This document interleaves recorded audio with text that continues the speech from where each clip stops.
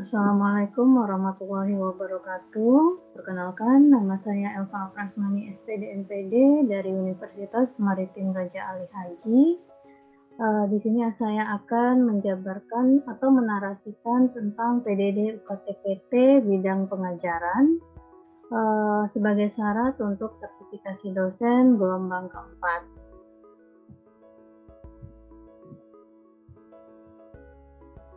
Nah, mata kuliah yang saya pilih untuk dideskripsikan adalah mata kuliah fisiologi hewan. Di mata kuliah ini merupakan mata kuliah pokok selain mata kuliah lain, yaitu mata kuliah telaah kurikulum biologi dan IPA.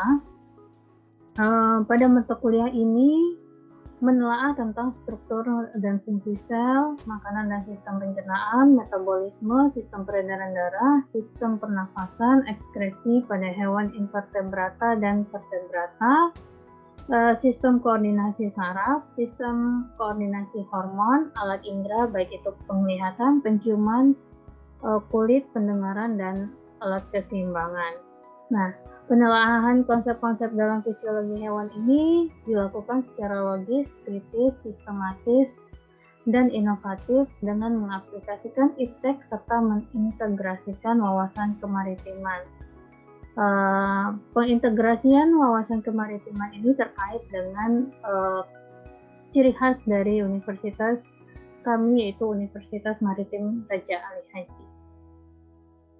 Pada mata kuliah ini, mahasiswa diharapkan memiliki pemahaman tentang konsep dan prinsip-prinsip proses faal pada hewan, baik invertebrata maupun vertebrata, serta mampu menerapkan konsep dan prinsip-prinsip tersebut dalam konteks keilmuan yang lebih luas.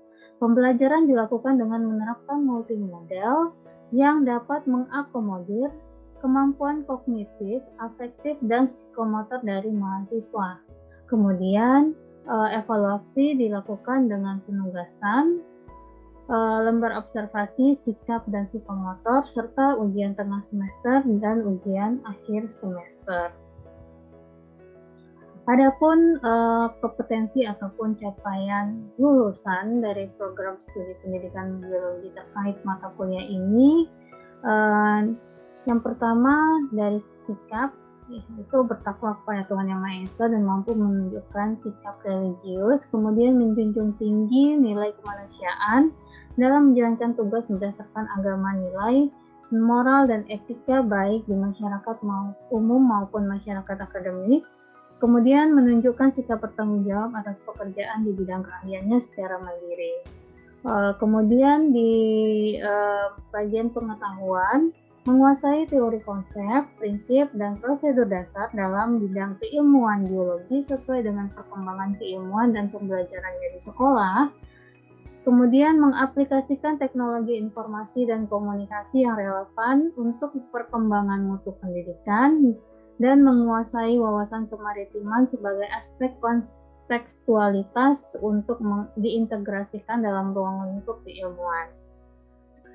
Kompetensi umum, pertama, mampu berpikir logis, kritis, sistematis, dan inovatif dalam pengembangan atau implementasi ilmu pengetahuan dalam bidang keahliannya, mengambil keputusan secara tepat dalam konteks penyelesaian masalah di bidang keahliannya berdasarkan hasil analisis terhadap informasi dan data, kemudian mampu menyusun dan mengkomunikasikan materi dalam bidangnya dengan argumen saintifik secara bertanggung jawab dan didasarkan pada etika akademik melalui media kepada masyarakat akademik dan masyarakat luas.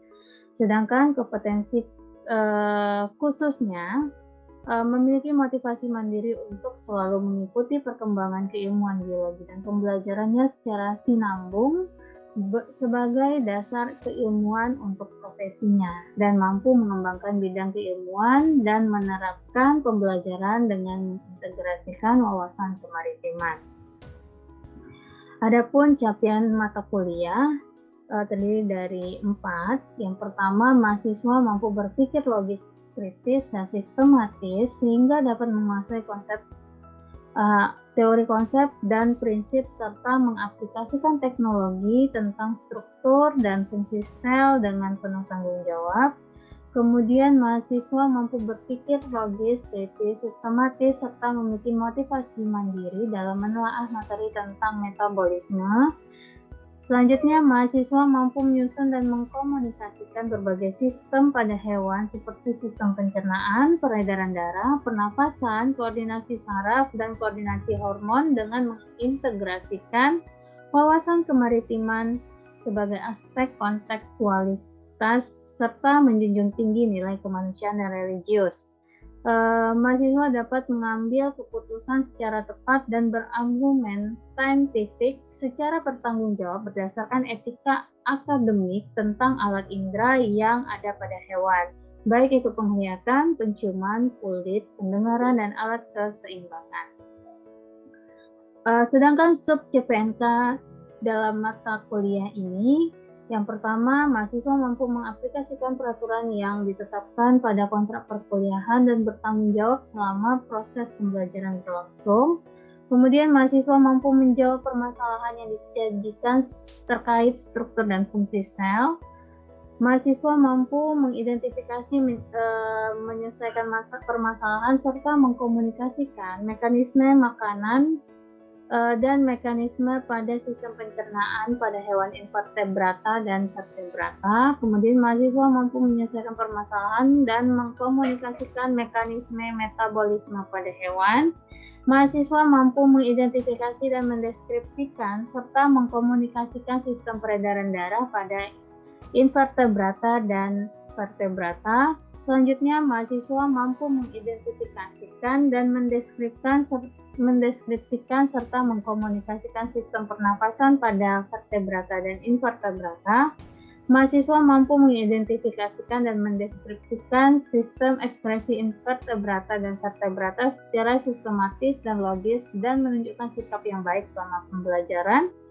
Kemudian mahasiswa mampu mengidentifikasikan serta mendeskripsikan sistem koordinasi saraf pada hewan invertebrata dan vertebrata. Mahasiswa mampu mengidentifikasikan dan mendeskripsikan sistem koordinasi hormon.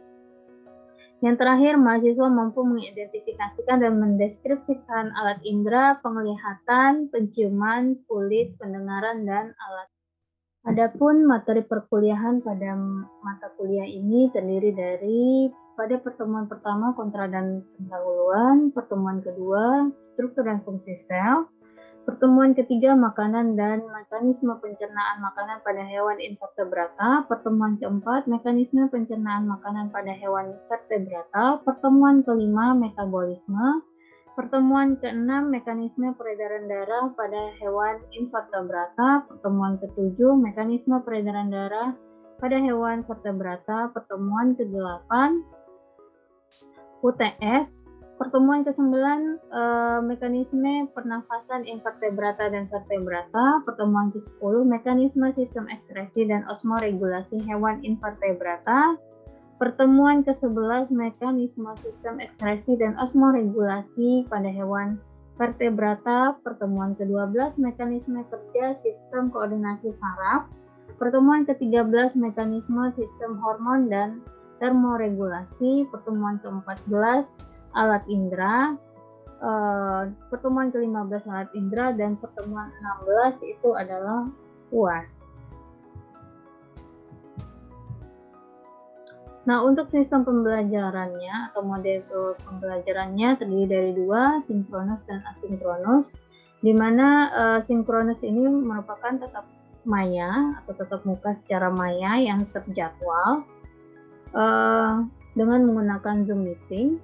Kemudian untuk asinkronus biasanya saya menggunakan WhatsApp group untuk diskusi dan Google Drive untuk pengumpulan tugas. Nah, dalam pembelajaran fisiologi hewan ini, metode pembelajarannya di sini saya menggunakan pendekatannya yang pertama student center learning dan pemecahan masalah. Kemudian metode yang saya gunakan adalah case study karena pendekatan pemecahan masalah.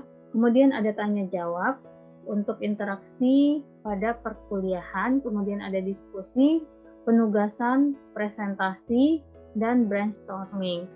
Nah, untuk tugasnya biasanya adalah makalah yang nantinya akan dipresentasikan oleh mahasiswa, kemudian ada laporan.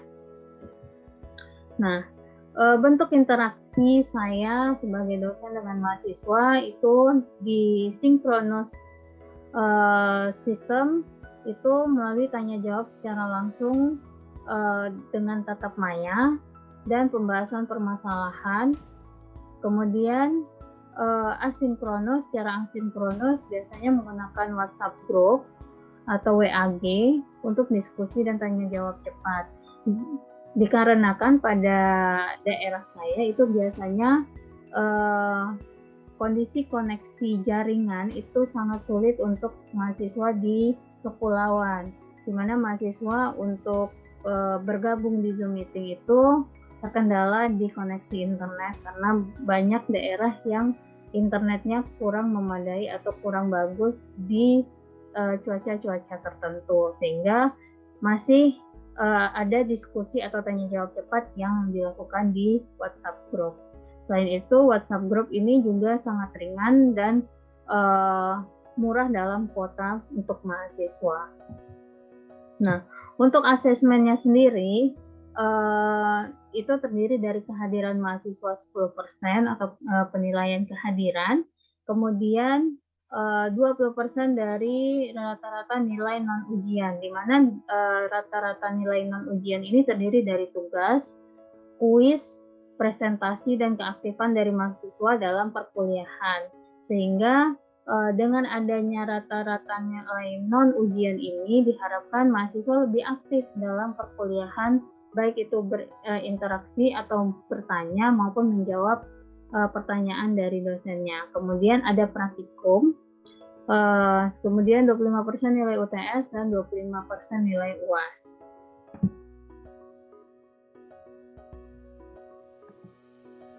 Sekian itu untuk penjabaran dari mata kuliah. Kemudian itu adalah video terkait proses pembelajaran yang saya lakukan di perkuliahan, itu secara sinkronus dengan menggunakan Zoom meeting. Waalaikumsalam warahmatullahi wabarakatuh, Bu. Hari ini kita masuk ke pertemuan 2 dari fisiologi hewan, di mana sesuai dengan kontrak itu kita tentang struktur dan fungsi sel. Jadi struktur dan fungsi sel yang akan kita bahas hari ini berfokus pada sel hewan. Namun sebelum kita masuk materi, adapun capaian pembelajaran yang akan Anda capai setelah mempelajari materi hari ini, yaitu Anda diharapkan mampu menjawab permasalahan yang disajikan terkait struktur dan fungsi dari sel hewan. Jadi kita fokus pada permasalahan yang disajikan. Sebelumnya, masih ingatkah Anda apa saja yang merupakan ciri makhluk hidup? Ada yang mau menyampaikan pendapatnya?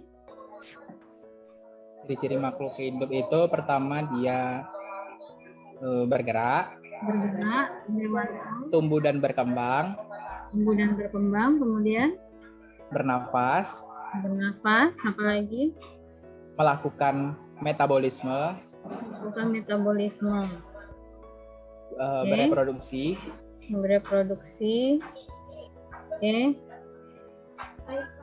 peka terhadap rangsangan, ya. Mengeluarkan zat sisa, Bu. Ya, mengeluarkan zat sisa atau ekskresi ya. Memerlukan makanan atau tidak? Iya, Bu. Iya, Bu, Memerlukan, Bu. Iya, Bu. Ya. Memerlukan makanan untuk bisa melakukan metabolisme. Jadi itu merupakan ciri-ciri dari makhluk hidup. Nah, ciri-ciri dari makhluk hidup ini juga bisa dijadikan sebagai dasar untuk pengelompokan atau pengklasifikasian antara tumbuhan dan hewan. Nah, perhatikan permasalahan berikut ini. Hewan dan tumbuhan itu merupakan makhluk hidup, namun memiliki banyak perbedaan dan persamaan.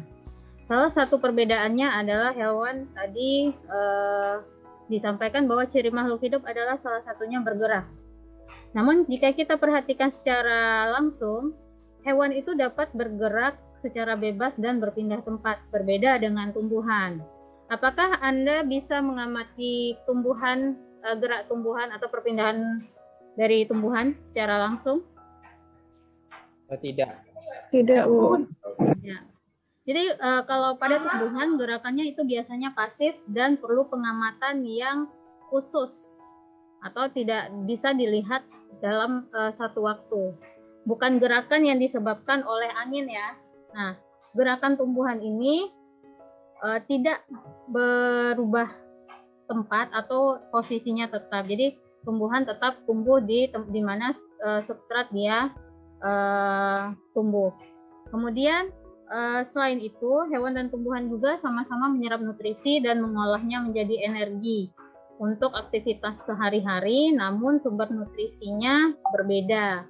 Seperti kita, manusia atau hewan lainnya itu mencari makan dan melahap makanan. Harus tidak bisa membuat sendiri makanan, berbeda dengan tumbuhan yang bisa mengubah sinar matahari menjadi energi.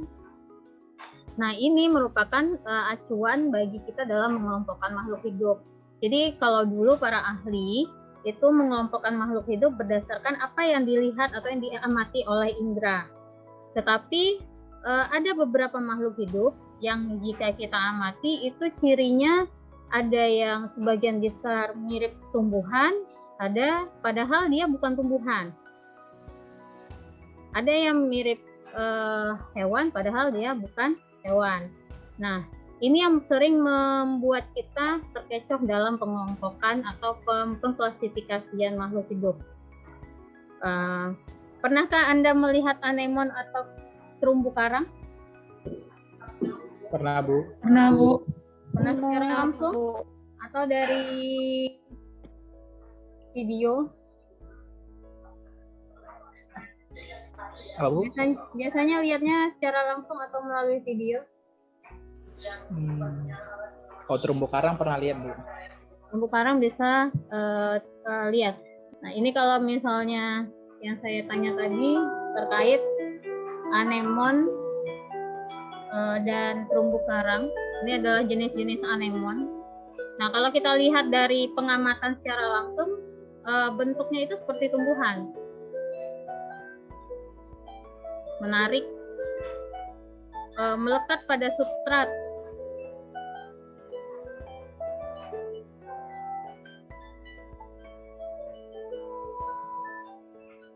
Nah, ini adalah anemon dan merupakan tempat tinggal dari, kalau ikan ini namanya ikan nemo atau ikan badut. Jadi anemon itu tempat hidupnya dari ikan badut. Nah, jadi muncul pertanyaan, termasuk kelompok manakah terumbu karang dan anemon laut tersebut? Kira-kira termasuk mana? Keren, Bun.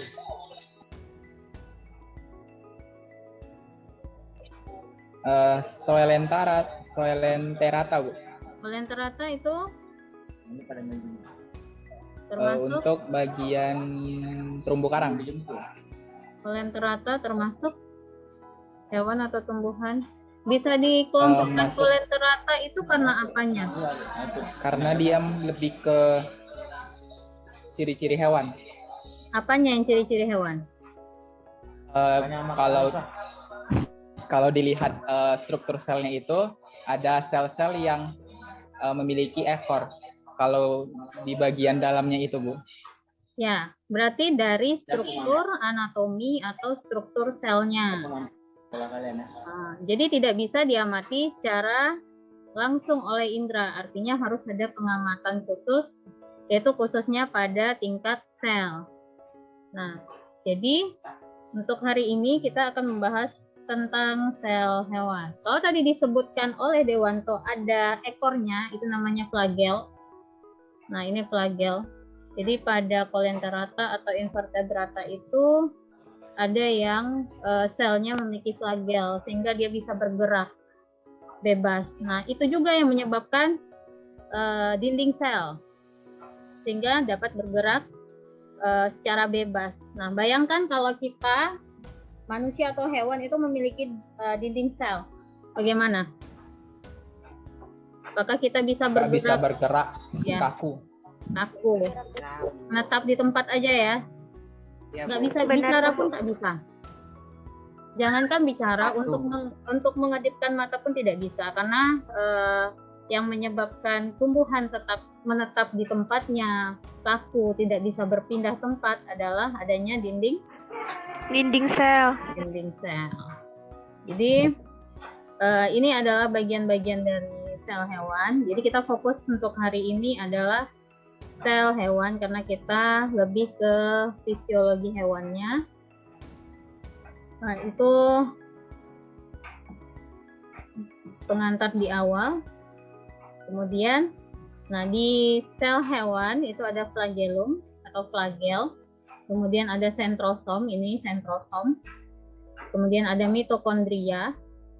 Kemudian ada membran plasma. Ini adalah membran plasma. Kemudian ada aparatus Golgi. Ini badan Golgi. Kemudian ada ribosom yang menempel di retikulum endoplasma. Di sini ada bintik-bintik sehingga membedakan antara retikulum endoplasma kasar dan retikulum endoplasma halus atau retikulum endoplasmik atau smooth retikulum endoplasmik. Kemudian ada mikrofili, jadi di beberapa sel itu ada mikrofilinya, ada mikrofilamen, ada intermediate filamen, dan mikrotubulus yang merupakan sitoskeletonnya. Nah, kemudian ada nukleus, di mana nukleus ini terdiri dari kromatin, nukleolus, dan selaput dari nuklearnya. Nah, model dari membran sel itu ada 3 model. Jadi para ahli itu awalnya itu dari model Danieli dan Davson, di mana dia tetap di model Danieli dan Davson ini dia tetap berupa lipid bilayer, di mana di atasnya ada selubung protein, kemudian ada pori-pori polar. Itu pada model Danieli Davson. Kemudian ada model Robertson.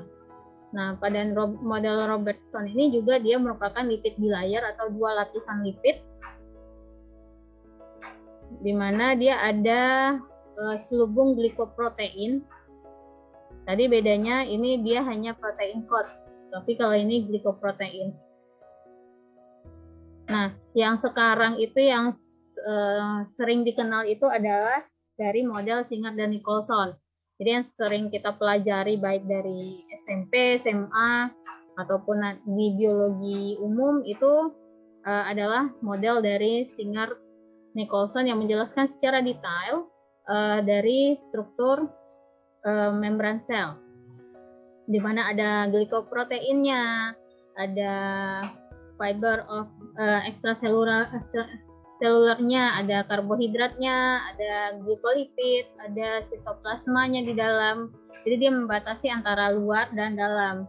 Di dalam itu ada sitoplasma, ini ekstraselulernya atau bagian luar. Dimana dia ada protein integral, protein periferal, ada kolesterolnya, ada filamen dari sitoskeleton. Jadi di dalamnya ada filamen sitoskeleton. Kalau tadi kita amati dari gambar sebelumnya, itu ada filamen sitoskeletonnya di bagian dalam dari membran. Nah, ini kalau kita amati, fungsinya membran plasma ini membentuk satu batas yang fleksibel untuk melindungi sel dan memisahkan sel dari lingkungannya, kemudian membuat kontak dengan sel lain atau zat di luar sel. Kemudian menyediakan reseptor hormon, enzim, nutrisi, antigen, antibodi, kemudian menyeleksi zat yang akan masuk atau keluar dari sel. Kemudian ada nukleus. Nukleus ini berada di dalam sel, biasanya dipengaruhi oleh aktivitas sel. Nukleus tidak dapat bergerak bebas. Nukleus bisa terdapat dalam jumlah tunggal pada sel, namun ada pula yang memiliki lebih dari satu nukleus. Kemudian bentuk nukleus biasanya ekvivalent dengan bentuk sel. Ukuran nukleus tergantung pada volume sel, kemudian jumlah DNA dan protein, serta perkembangan metabolisme sel. Nah, ini adalah bentuk dari nukleus. Kalau ini diamati dari mikroskop, bentuk nukleusnya. Jadi nukleus itu terdapat membran pada nukleusnya. Pada membran ini terdapat pori-pori. Nah, ini pori-pori ini berfungsi ketika transkripsi DNA. Jadi keluarnya mRNA dari nukleus melalui pori menuju ribosom. Kemudian ini ada nukleolus, dan ini yang halus-halus ini adalah benang-benang kromatin.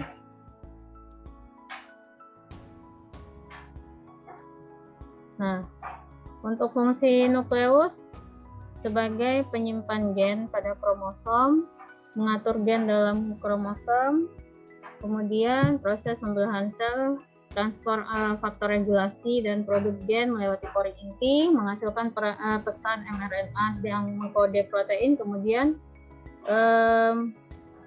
mengatur replikasi DNA. Jadi fungsi nukleus ini sangat penting bagi aktivitas sel. Tanpa adanya nukleus, maka tidak bisa menurunkan sifat genetik ke keturunan berikutnya.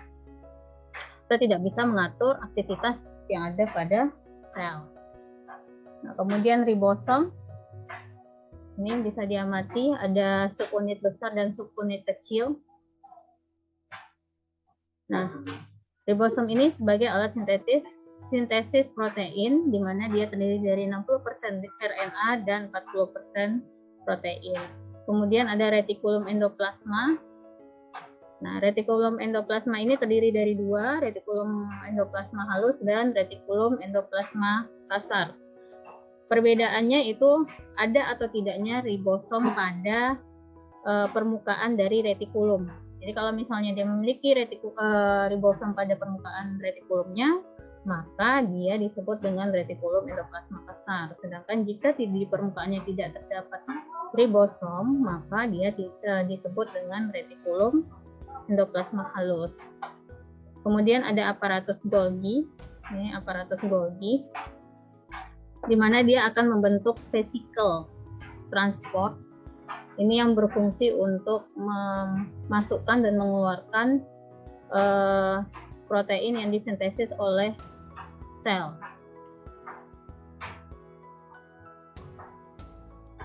Kemudian ada mitokondria. Mitokondria ini juga sering disebut dengan the power of whole cell. Mengapa seperti itu? Ada yang tahu? Bu, izin. Ya, silakan Fadinda. Kalau menurut saya mitokondria itu kan sebagai tempat respirasi sel, yang mana dapat menghasilkan ATP. Nah, ATP-nya itu untuk ATP kan energi, jadi untuk menggerakkan sel tersebut. Ya, dia merupakan tempat penyimpanan energi. Dan tempat menghasilkan energi. Maka dia disebut the powerhouse of cell.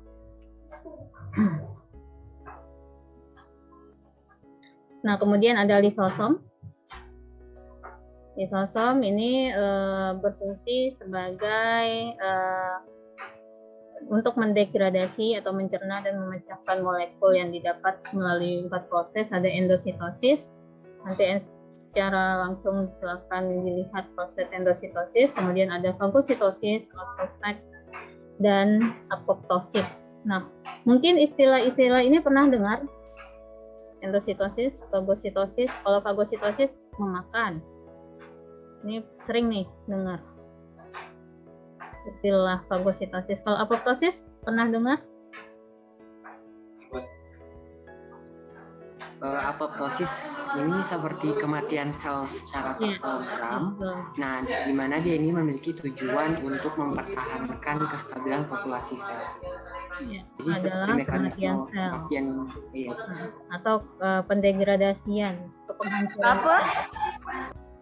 Jadi apoptosis itu adalah pendegradasian dari sel. Selanjutnya diskusikanlah cara berkelompok Untuk kelompok hari ini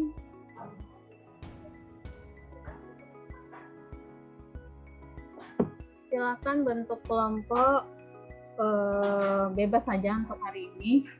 Pertama, jelaskan fungsi mitokondria dan hubungannya dengan proses fisiologi pada vertebrata. Kemudian jelaskan bagian sel yang sangat penting untuk mengontrol seluruh aktivitas sel guna mempertahankan kelangsungan hidupnya. Kemudian jelaskan mengapa diperlukan transport sel dalam proses fisiologi hewan. Nah, silahkan didiskusikan. Di sini hanya 32 orang yang bergabung dari 37 orang. Berarti ada beberapa yang tidak hadir.